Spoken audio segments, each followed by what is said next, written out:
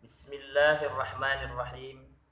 Iradatuka tajrida ma'a iqamatillahi iyaka fil asbabi minasyahawatil khafiyah. Artinya, berkehendak engkau akan tajrid serta mendirikan Allah akan dikau pada segala sebab, yaitu setengah daripada syahwat yang tersembunyi. Allah menghendaki diri kita pada sebab, sedangkan diri kita menghendaki kepada tajrid. Ini merupakan salah satu syahwat yang tersembunyi, yakni barang siapa yang didirikan Allah Ta'ala dalam asbab dan berkehendak ia akan keluar daripadanya kepada tajrid, maka yang demikian itu setengah daripada syahwat yang tersembunyi. Dan hanya saja dan adalah ia daripada syahwat yang tersembunyi, tiadalah ia berdiri kepada yang dikehendaki Allah Ta'ala kepada dirinya, dan kehendaknya menyalahi yang demikian itu. Bahwasanya kenapa dikatakan syahwat yang tersembunyi? Bahwasanya Allah menghendaki kita untuk menjalankan sebab-sebab, sedangkan kita menginginkan derajat yang tinggi. Ini salah satu perbuatan yang tidak sesuai apa yang dikehendaki Allah, karena sesungguhnya diri kita ini menjalankan apa yang diberi sebab oleh Allah dari satu sebab ke sebab yang lain, dan hanya saja adalah ia tersembunyi karena bahwasannya zahirnya menghendaki keluar daripada nafsu. Dikatakan tersembunyi secara syariat, dia menghendaki keluar daripada nafsunya, dan hal yang demikian itu adalah yang dikehendaki hak Allah Ta'ala. Tetapi daripada sekira-kira apa yang diridhoi Allah, kalaupun engkau hendak keluar dari segala hal asbab tersebut, tapi harus yang diridhoi Allah, akan menyatakan segala hal atas diri badan hamba, tiada daripada sekira-kira yang diridhoi oleh nafsu, bukan yang dikehendaki oleh nafsumu.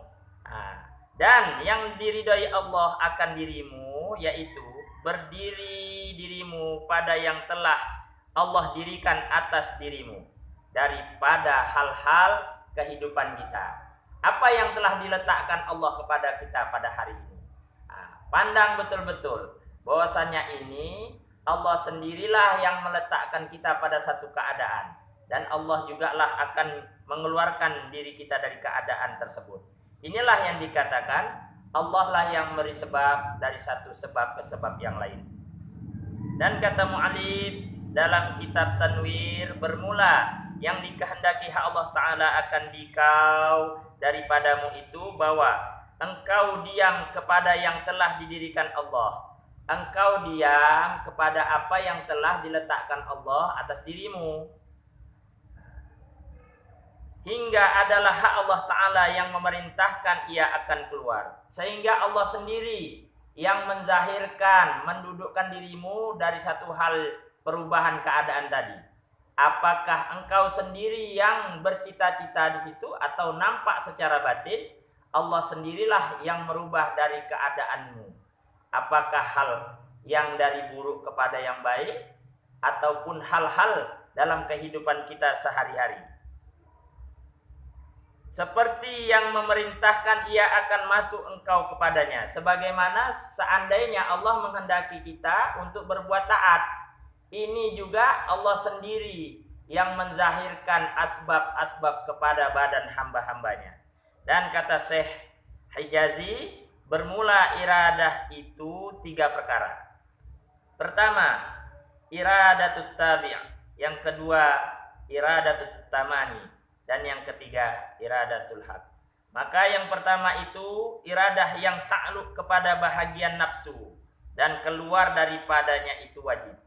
Iradah yang pertama adalah iradatut tamani. Ini adalah iradah kehendak buruk yang wajib kita keluar dari keadaan buruk tersebut. yang kebiasaan-kebiasaan buruk dalam kehidupan kita sehari-hari. Dan yang kedua itu iradah bagi segala orang yang ahli tawajuh. Iradah ini, kehendak ini adalah kehendak orang yang ingin berjalan untuk sampai kepada Allah, yang mereka itu menghendaki karunia Allah Ta'ala juga.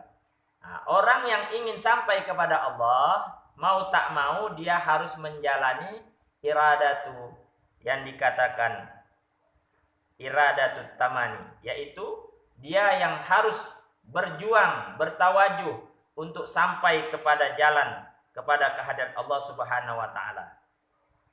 Yang kemudian adalah yaitu iradatul haq, yaitu ta'alluq kepada ikhlas, menerima hakikat yang sebenar-benarnya zahir pada alam jagat raya ini adalah semata-mata hak Allah Subhanahu wa Ta'ala sendiri yang menjahirkan hak ketuhanannya, yang menunjukkan kepada sesuatu yang nyata, yang zahir, bahwasannya diri kita ini semata-mata tidak ada. Inilah dia orang yang takluk kepada iradah Tuhannya, sehingga terlepaslah ia dari segala najis syirik yang jali dan syirik yang khafi.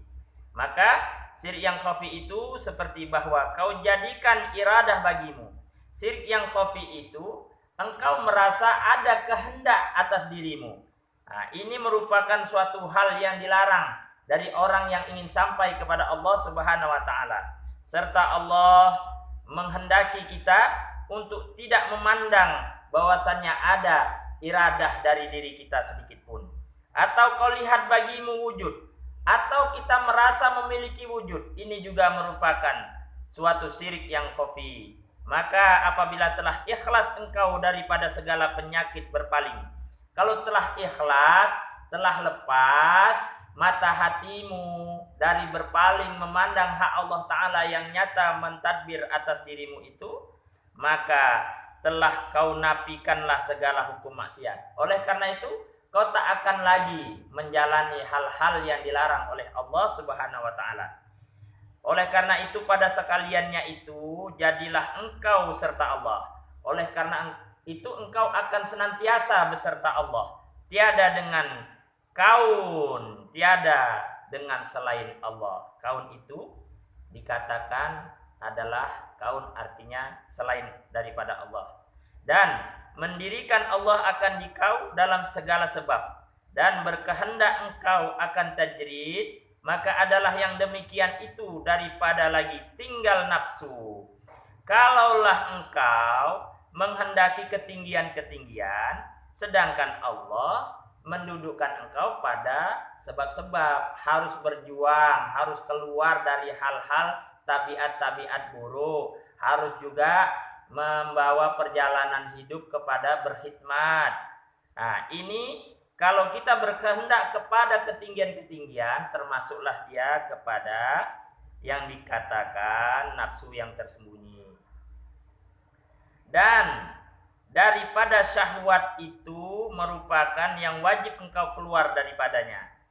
Untuk engkau dapat sampai kepada Allah, hendaknya engkau keluar dari segala syahwat, kehendak-kehendak badanmu yang menghalangi dirimu sampai kepada Allah Subhanahu wa Ta'ala. Yang demikian itu tiada nyata dan tiada engkau lihat apabila engkau tidak sampai kepada hakikat yang sesungguhnya, bahwa sesungguhnya Allah menghendaki atas dirimu engkau fana dari memandang sifat keakuan dan fana dari memandang atas wujud dirimu. Tiada dinyatakan atasnya melainkan kepada segala orang yang ahli inayah. Inilah dia orang yang senantiasa diperhatikan Allah. Ahli inayah itu maksudnya orang yang senantiasa diperhatikan Allah. Kalau orang sudah senantiasa diperhatikan Allah, maka niscaya hidupnya akan sampai kepada hakikat bertuhan. Karena bahwasannya syahwat itu tiada jadi ia melainkan daripada nafsu. Sama ada dia nafsu yang bangsa dunia ataupun nafsu yang bangsa akhirat. Karena sesungguhnya syahwat itu tidak akan dia nampak, tidak akan melampaui kalau tidak dizahirkan baik dia itu bangsa dunia ataupun bangsa akhirat. Tidak layak untuk dicita-citai dari hal-hal bangsa dunia, kesenangan-kesenangan dunia, ataupun juga bangsa akhirat di dalam beribadah dengan tujuan masuk kepada surga ataupun mendapatkan pahala-pahala kebajikan-kebajikan. Nah, ini semua bangsa nafsu, karena di sana ada gharat, ada yang ditujunya itu bukan Allah. Seharusnya dia dalam beribadah semata-mata Allah lah yang dituju.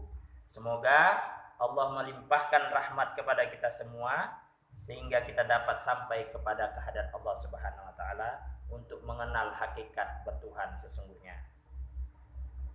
Assalamualaikum warahmatullahi wabarakatuh.